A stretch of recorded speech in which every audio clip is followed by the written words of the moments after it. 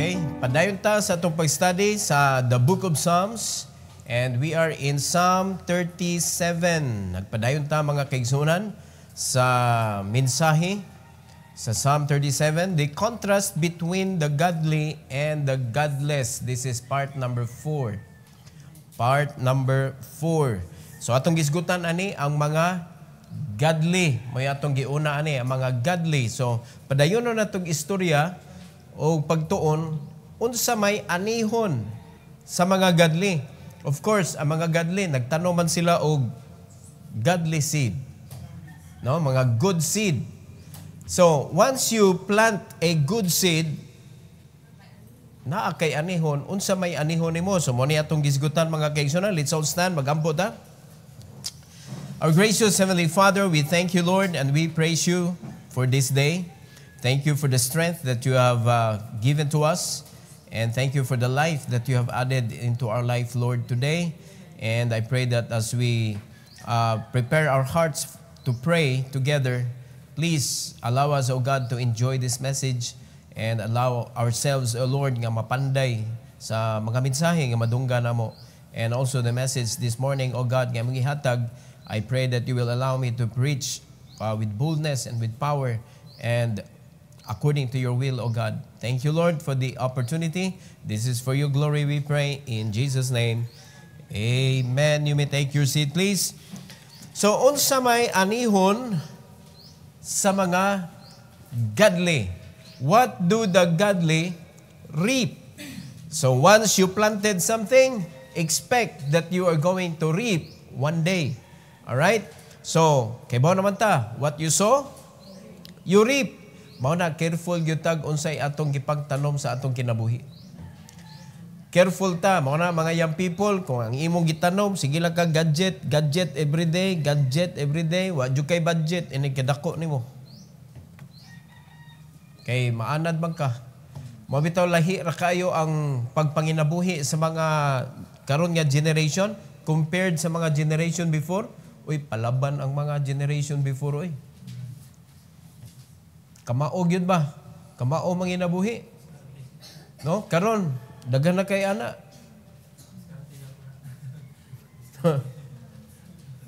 Bati kayog diskarte ba? Kay ang gimaster ron pangayo na. Mana takdan hasta mga simbahan. No? Sig pangitag support. Dili na kasalig sa Ginoo ba? So mo na atong i-pray gyud nga sakto ang atong pagtanom mga kaigsunan. So naisgutan naman nato unsay gipananom, karon ipadayon nato pagisgot unsa may anihon sa mga godly. And we are now in number 5. Number 5 atong ipadayon. They are upheld by the Lord.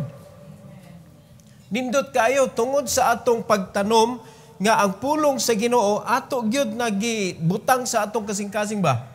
O ang atong kinabuhi, ato gyud gipahiluna diha sa pulong sa Ginoo, dili nga ang pulong sa Ginoo may atong ayom-ayomon para muhaom sa atong kinabuhi, kundi ang atong kinabuhi gyud may atong gipahulma ba sa pulong sa Ginoo para muhaom ta diha sa buluhaton sa Ginoo. Amen? So sa atong kinabuhi, daghan man mga problema, maagian nato mga kaigsunan, pero kung ikaw nagtanom ka og sakto nga pagtanom, maani nimo mga igsoon ang pag-protect sa Ginoo sa imong kaugalingon, sa imong kinabuhi. Kay na magyo panahon nga makuanta, masukamod ta, maluya ta, no, mawad-an tag kusog ba. Tanawag kinsay magpabili nato sa pagbarog. In Psalm 37, 17 and 24. 17 and 24. In verse number 17, the Bible says, "For the arms of the wicked shall be broken, but the Lord upholdeth the righteous." Laliman ka, ana. Ang mga righteous, mga kaigsunan, dili lalim ning mga lagat tas Ginoo. No? Usahay mo abot gyud panahon nga kapuyon ka ba? Pero ang mo uphold nimo mga kaigsunan para dili ka mohunong, the Lord. The Lord. Pero kaning mga wicked, bisag unsa pa ka maayo ka, aning kalibutan na, ingon ang Bible, you will be broken. You will be broken. In verse number 24, the Bible says, though he fall, ang katong righteous, though he fall, o sa King's Bible, he shall not be utterly cast down. Naay panahon nga kanang naata sa lowest part of our life. No, discourage ka, naluya ka, mga kaigsunan. Di ba yun nato na ma-perfect yun ang atong strength. Naagi panahon, ay mong kabalaka, naagi tayo panahon, maluya ta. But praise the Lord, di ka ma-destroy. Ingon ang Bible, he shall not be utterly cast down. Nga naman, for the Lord upholdeth him with His hand. Alright? So, imo naon ba? Kanib, you need to believe in this. Naluya ka, murag, feeling nimo ba, murag, naakas kinaubsan yun. Nga bahin sa kinabuhi nimo. Ay kabalaka, kaya nagisap na yung mangkas Ginoo. Bisa pag ihumol ka dito sa kinailawman yun, mga kaigsunan nga part sa imong kinabuhi, murag ba ka ng hopeless na imong feelings ba? Still have hope in the Lord. Nga naman, ingong siya, di gid ti ka buhian. Dili ti ka pasagdan, di ti ka biyaan. Mao na nga ang Ginoo nagpadayon og kupot sa mga righteous. But make sure na righteous. So pasabot mga kaigsunan, dili pasabot nga righteous ka, nagsunod ka sa Ginoo, puro lang hayahay ang kinabuhi. Naagyunay lisod, naagyunay mga challenges sa kinabuhi. Kaya wala lami, way challenge oy. No, way lami ko puro sila murag ang atong kinabuhi bang mga agipang atubang nato murag mga mamuntanan. Murag chiffon cake. Ana ra kasi yun ba? No? Pero wala ang kinabuhi nimo ana kung mao na pirmi nimo maatubang o tingin god mamahaw ka chiffon cake, maniudto ka chiffon cake, manihapon ka chiffon cake. Unsay mitabo nimo? Wa kay kusog. Wa man power. Di ba lingaw-lingaw ra man na. Lingaw-lingaw ra gyud na kung imo nang kumutol wala mahilis man na. Mo na nga, pag-ingon ana ang atong atubangon permit, di taganahag lisod. Gusto na to sayon. Mo na pag ay lisod man, hunong ka. Ayaw. Kay hinom dumi, kinsay gakupot nimo. Always remember who is holding you. The Lord upholdeth the righteous. Klaro kay na promise sa Ginoo mga kaisunan. Alright? Number 6. They are cared for. Ang anihon sa mga righteous tungod kay righteous man ang iyahag kinabuhi, mga igsoon, ang iyang gitanom, puros man mga nindot nga liso, giampingan siya sa Dios. Ingon sa verse number 19, mga kaigsunan, in verse 19, the Bible says, they shall not be ashamed in the evil time. O, nabay kalisod sa kinabuhi sa Kristohanon? Yes! Kalisod or kanang gi-persecute ka, kanang sakit nga part sa kinabuhi nimo, evil time, dili gyud ninindot ning evil time. Amen. Naagi evil time sa atong kinabuhi, dili pasabot kita nahimong evil kay righteous man. But in the evil time, kanang lisod nga part sa kinabuhi, and in the days of famine, they shall be satisfied. Tan-awa ra gud na. Evil time na gud nag-famine. Tungod kay righteous man ka, you will be satisfied. Dili igbali mga igsoon nga naa ka sa kanang kasakit, basta satisfied ka. Okay ra kay na oy. Pero mailhan ni nato ang dili righteous kay di gyud na satisfy gyud. Because there is nothing that can satisfy the wicked. They want more. Not about Jesus, but more of what they want. Yang wicked, they don't want Jesus. They want pleasure. They want the world. They want to conquer what they want. Mga igsoon. So muna nga, ang righteous, ang nag-amping na to ang Ginoo. Kung ikaw wicked ka, Taningkamot kag amping sa imong kaugalingon. And you cannot sustain. Kristohanon ka, naa ka sa kalibutan, naa kay enemy, tulugo na ka major enemy. Self, Satan, and the world. Tulo ka major enemy. Di ko kakapildi, ana. Way usap, kaya ni mong pildihon, ana. Unya, you are alone. Wala ka nagpag-guide sa Ginoo. You are living your Christian life in a wicked way. Mga igsoon luoy kaayog yun. Mao na nga, let's live our life righteously. And it can only be done if you are in the Bible. Every day, read the Word of God. Amen? Let the Bible be your guide. Mo man ni makaparighteous na to. Mo bitaw nagingon nga mapuslanon ni, mapuslanon. 2 Timothy 3:16. Mapuslanon. Profitable for what? Doctrine. What is doctrine? Unsa man pasabot anang doctrine? Mano say dili ta kasabot unsa doctrine, yun na doktrinahi. Unsa pasabot anang doctrine? Unsay sakto. Mapuslanon sa tanang sakto. Naara diri sa Bible tanang sakto. Reproof. Unsa man ang reproof? The Bible will tell you what is wrong. Likayan nimo. Unsa may mga sayop. Mo na mga pilosopo, dili man tanan naa sa Bible sakto. Napo sayop diha. No, pero lahi nga pagka-imply ba? Tinuod man na. Dagoy reproof, badlong ba? Badlongon ka sa mga sayop. So unsa mapagbadlong sa Bible nimo sa mga sayop kung dili niya isuwat diha ang mga sayop? How can we know what is wrong kung wala nag-allow sa Ginoong masuwat? Pero dili pasabot nga naay sayop ang Bible.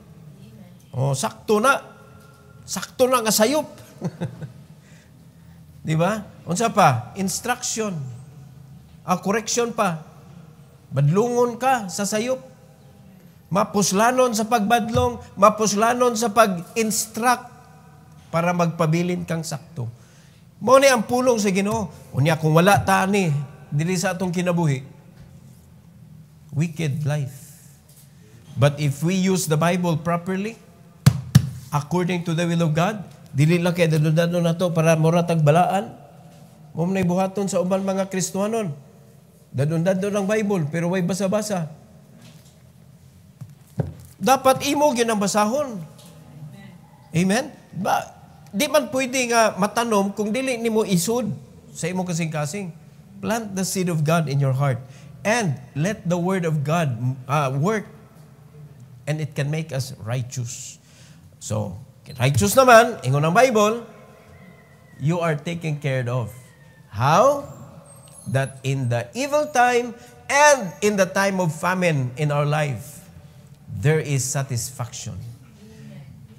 Pasabot ana, dili kayo nindot ang gikaon, pero naagya po gikaon. Amen? Mao man ang mga righteous, di man ay mamili. Pero kana mga wicked, bisag unsa pa ibutang nimo diha, walay kuan, umangita magwa diha. Oh, di ba? Mao na problema sa mga wicked. Number 7. They will receive an eternal reward. Amen. Ang mga righteous dunay eternal reward. Unsa may reward mga kaigsunan in verse number 18. Verse 18, the Bible says, "The Lord knoweth the days of the upright, and listen, their inheritance shall be forever." Nalimad ka ng imong inheritance, unya mayon day ka, luuyan ako eh. Luuyan ako, wako'y kwarta eh. Ano na ka-inheritance oh? Amen. Lima ka, namatay na ka na, paghihapon kay inheritance. Amen.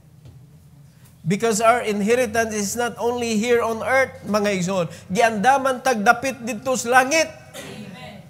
Giandaman tag lugar dito. Og ang Ginoo mismo mo'y nag-prepare og mansion for you. Lalimad ka ng imong inheritance.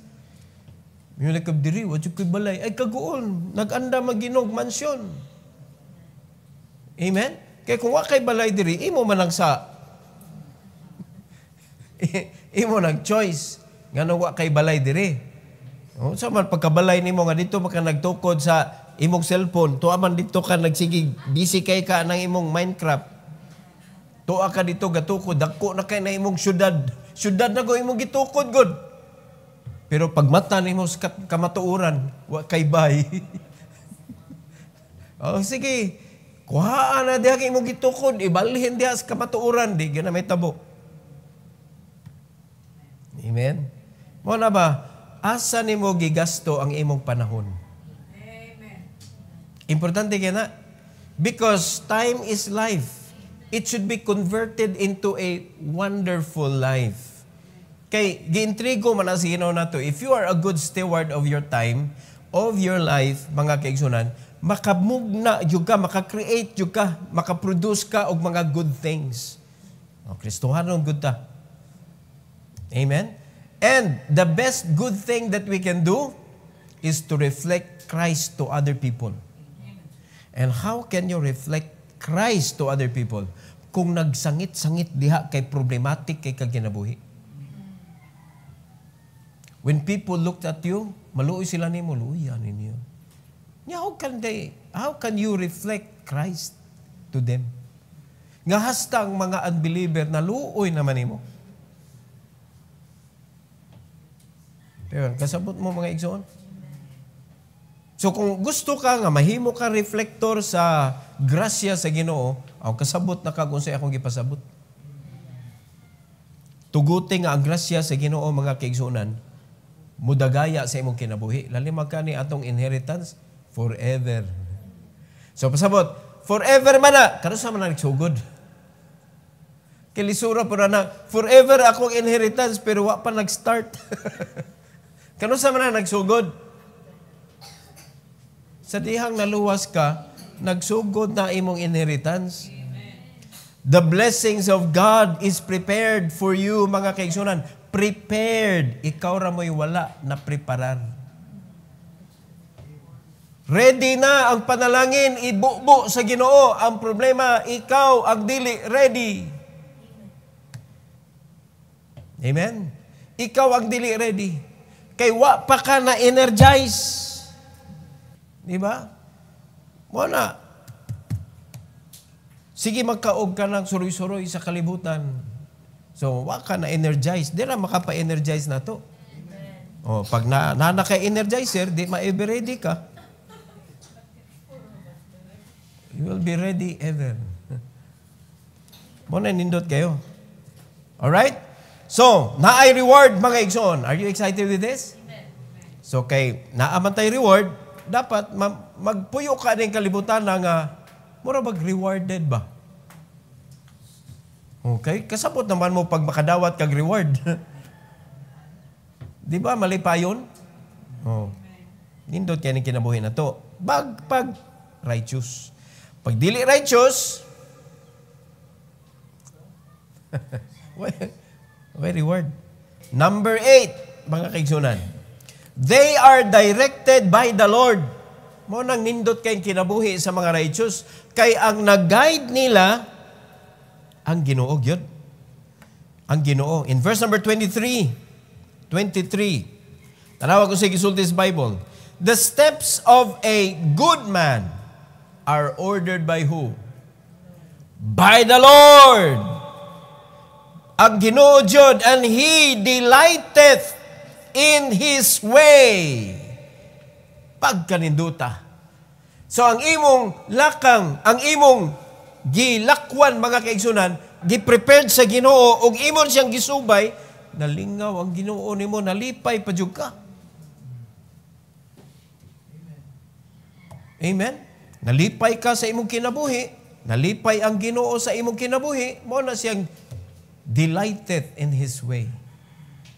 So, kay ba naman tag unsay may tabo pag naay delight? Ha? Unsay may tabo pag naay delight? And the Lord will give the desires of your heart. Oh. So mo nila kanindot, prepare. Unsa may mong desire? Oh. Wala, igbasa sa Ginoo, imong mga desire, puros man self. Then nindot, i-desire sa mga Kristiyano na eh. Di ba isugo ta mamunga? So, pangutanan ko niyong balik. Ipangutanan na mo na ko ani long time ago. I do not know kung nainomdom pa mo. Asa magyud best mangita og prospect for discipleship? Asa magyud best? Kay kung asa ang best, wala diha ang mga Kristiyanon gatutok. Asa ang best? Tua sa hospital. Tua sa hospital katong naglisod og bayad sa bill.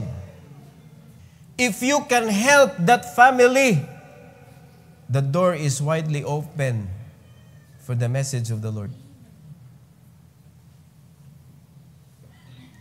But who can go? Kanindot anak mga kaigsunan? O karon gitagaan na gyud ta og gateway sa Ginoo. Kay ang naa sa emergency didto, naa sa pharmacy sa Vicente Soto, client na nato. Naa na tay access. Pero ang problema, naabay access ang Ginoo sa imong wallet. Can He use your resources? Mao na diha. So how can God use you if you are even robbing Him? Ito na. So if you are directed by the Lord, there should be no robbery that is going on in your life. And if you are directed by the Lord, mga kaigsunan, nalipay mong duha, nalipay ka, nalipay siya. So naa ka sa lugar, mga kaigsunan, nga magamit ka sa Ginoo. Unya, kani, gipakita ta sa Ginoo. Abot lang kamo, ni agree ba mo, mga igsoon? Ibutang ko ni imong kagalingon nga ikaw na ang nagproblema sa bill, nagproblema ka niya. Kanang ang masakiton dito, di nakainom og tambal, kaya wala ka ikapalit, naghilak in town dito niya.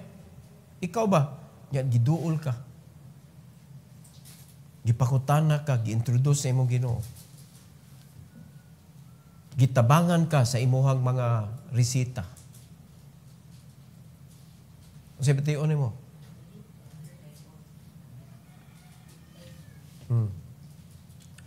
But who is willing to do it? Who is willing to do it? Mabitaw gigiyahan mo mga kaigsunan, unsaon ninyo ang pagkakuha og dagkong kuan resources. Pero wa man ganahan naman ka, okay na ni pastor kay mabuhi naman mi. Mabuhi lagi ka. Pero can you do the work of the Lord? Can God use you? Can God use that resources to reach out people?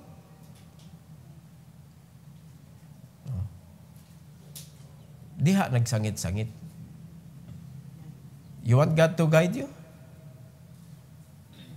Let God guide you. Tanawag asa ka giyahan sa Ginoo. Tanawag asa ka patanawon sa Ginoo. Kana mo na mo perti ka grabe nga opportunity for the gospel. Dili ka tong katawa-katawa tusdan wag ito pakialam sa kinabuhi. Amen. Tuwa dito, tuwas ka ng billing section, mga kaigsunan nga kahilak, kitanaw. Oh. Ya, nahimo kang panalangin nila. Di welcome kay kasi ilang balay. Ipanabi pa kasilingan. Dot kini sila, mga agak rescue ni sila. Sa lighthouse ni. Mga membro ni sa lighthouse. Nga di magkamudagan. So di mo bansiwag imungan dito. Kuan ha? Ako si Kuan ha. Ang imo ipaila, alagad ka sa Ginoo. Taga lighthouse ka. Naa ka sa agak rescue. Oh. So ang Ginoo na delighted. Kay wa man nimo gikuha ang glory. Ya ikaw nalipay pug ka kay nakatabang ka, nadiha imong joy. Pag kanindutas kinabuhi mga kaigsunan. So sa may buhaton sa Ginoo, He will guide you more. He will prepare more steps for you. Unya unsa kanindot kung ang Ginoo mo'y nag-prepare og step mga kaigsunan. Perfect ang direksyon. Kung asa na padong, ang destination na perfect. Makalipay yun na nimo. So muna ako challenge ninyo mga kaigsunan. Dugay naman ko ng utana na. Karon gipangutana ta mong balik. Nakalimot na gani mo. Number 9. They will never be forsaken. Mga righteous, dili gyud na sila ma-forsaken. So, when you begin to serve the Lord, butang ni mo dihi mong kaugalingon, di ka mahadlok nga, sige lang itong panghatag, mapobre ta ni. Noon sa ka, nangalagad na hinuong ka niya, di magina i-forsake sa Ginoo ng wa pa na nakahatag yun sa iyang kinabuhi. Ikaw pa nga naghatag na kasi mong kinabuhi. Look at 25 to 28. 25 to 28. Tanawa sa gisulti ni David. I have been young, and now I'm old. Yet have I not seen the righteous forsaken, nor his seed begging bread. Walay Kristohanon nga righteous nga magkalisod. Gigutom. Nagpalimos. Pagkaon, pinakagamay nang pwede i-provide sa Ginoo nimo.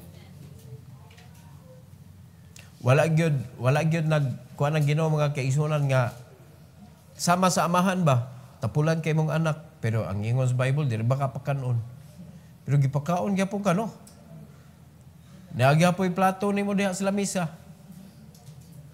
Sa unsa ka tapulan. Baita. Pero ningon ang Ginoo mga kaigsunan. Ningon si David, there is a verse 25, I have been young, and now I'm old. Sige, sulti niya, wa pa dyan ko kita, mga kaigsunan, wa pa dyan ko kita, nga ang mga righteous gi-forsake. Wa pa dyan ko kita, nga ang ilang mga anak, nagpalimos o pagkaon. So you want your children to be secured? You want your children, mga igsoon, kay di biyata habang buhay magkakuyog nila. Do you want your children to be satisfied with food? Then be righteous. Be righteous. That is the key. Yet have I not seen the righteous forsaken. Damay ang anak, nor his seed begging bread. Damay ang anak sa imong righteousness. So what will happen if you, parents, will live your life wickedly? What will happen to your seed? Mao na, magsig pangayo asa taan ni mga say maluoy na to ani. Mao nakita na ninyong future. Di ba? So be righteous. Choose what is right. Unang gitawag bitog righteous kay ang ilang gipili what is right. Ang ilang choose. Righteous. Sakto nga pagka kung ang right og choose, marong spelling namang righteous, pero ang pronunciation lang ba? Dul-duol bitaw. If you choose what is right, mo na ang nahimo kang righteous. Alright? Verse number 26. 26. The Bible says, He is ever merciful and lendeth, and His seed is blessed. Maluluyon kay ng righteous. Oy. Unya, galend ha? Dili mo oy nagsigi og pangayo. Dili mo oy nagsigi pangutang. Kung dili siya mo yung nahimong source. Gibless man sa Ginoo. Unya, ang resulta, ang imong mga anak, blessed. So, dara, pictura. Kung mo choose ka og righteous life, ang imong anak, busog. Sunod, ang imong anak, dato. Blessed man. The blessing of the Lord make it rich. Okay ba mo naglisod ta? Kaya atong parents, dili, righteous. They did not give their life to the Lord. But this is now our time to make our generation be blessed. So what will you choose? A righteous life or a wicked life? To become godly or godless sa kinabuhi. So mo na yung resulta. Dili pa karon makita nimo, pero ang imong mga anak mo na makita nimo the collateral damage. Pero if you choose a righteous life, mga igsoon, kanang inyong anak gisabak-sabak ninyo, gihapyod-hapyod ninyong ulo, gipangga ninyo, ginahag-hag ninyo mga kaigsunan, kinahawk-hawkan nimo sa niyang gamay pa. Sa niyang madako na, di na pakis. Mao nay magkalisod tungod sa imuhang sayop nga gipili. Imagine na ninyo. Kana imuhang gisabak-sabak diha, Brother Mike. Imagine na. Maunay mo sa mga desisyon nga ato gibuhat karon. Kung bati sad na ilang masaw. Kung nindot sad na ilang masaw. No. Nana, if you really love your children, be righteous. Be righteous. Verse number 27. Depart from evil and do good and dwell forevermore. Magpadayon ang panalangin. Magpadayon ang paggiya sa Ginoo. Magpadayon mga kaigsunan ang iyahang kanang pagbubo nimo sa mga panginahanglan nimo. Dwell forevermore. But you need to choose what is good. So, ang yawa, manuktok sa imong kinabuhi, depart. Depart from evil. So, kay ba naman tag, unsay evil, unsay dili, maayo, kay ba man ta? Do not choose that. Ayon nagpili Kung dili, pilion nimo what is good. Do good man gisulti diri. And dwell forevermore. 28. For the Lord loveth judgment, and forsaketh not his saints. They are preserved forever, but the seed of the wicked shall be cut off. Bisag kung saon pa na nimo pagkamaayo sa kalibutan, cut off gihapon ang resulta. Putol gihapon. Kay ang panalangin, naragyo sa Ginoo. Ang kalipay, naragyo sa Ginoo. Wa gyud na diha sa lain gyud. So ayaw na lang gyud suway, ayaw na lang gyud og try sa lain nga way. Because the way of the Lord is perfect. The way of the Lord is what we need. Maora gyud, the only thing that we need. Alright? Ipadayon na to sa sunod Sabado ni, napanisumpay mga kaigsunan, no? Napanisumpay. Kay basta godly, panalangin, lima kaupat pa man napay usa before ta magisgot sa godless. Alright? So, 5 ka buok, dili lang sa. So, unsa may na-learn nimo ani mga kaigsunan? Nagbasol ba mo nga giluwas mo? Nagbasol ba mo nga gisugo mo nga basahang Bible? Magsapot-sapot pa ning mga batan-on nga ingno nimo basag Bible, magsapot-sapot pa. Hasta gindag ko. Murabag burden kay ba? Yan yung Christian life. Sitag basa. Ito naawara ka. Maunay hinungdan nga panalanginan ka og ang imong generation. Unya, kapuyan ka. Bisa kung saan yung pangamaskamas aning kalibutan na mga kaigsunan, if you do not choose the Bible, if you do not choose what is righteous, you will be cut off. Kaklaro ang nagisulti sa Bible. Makat off ang imong panalangin, wa gyud. Pero kung i-choose nimo ang guidance sa Ginoo, imo gyud nang tumanon unsay gisulti sa Bible, hasta imong mga anak mag-enjoy sa panalangin. Hello? Oh. So dili lang ni kay istorya ra, buhaton gyud na to. Okay, ba naman tag kanon sa tama wicked, kanon sa tama righteous. Wicked para kuan ba para dali ra nato ma-monitor atong kaugalingon. Mahimot ang wicked kung self-centered kay ta. Because righteous people always think of others. Pirme magunahuna unsay buhaton niya para sa uban. Unya masinabtanon sa uban. Hello? Dili kay ang imo ra kaugalingon imo i-secure. Nga, di ka magpaalakansi sa kinabuhi. Bahala na mong maalkansi mo. Basta ako, okay ra ko. Wicked na. Wicked. Mga kaigsunan. Kaya unsay example gibuhat ni Christ, give up niya tanan para sa ato. Mao sa nakita nato sa mga apostles. Gibuhian nila tanan para sa ato. To give us an example. Amen? O karon, ato na ning panahon.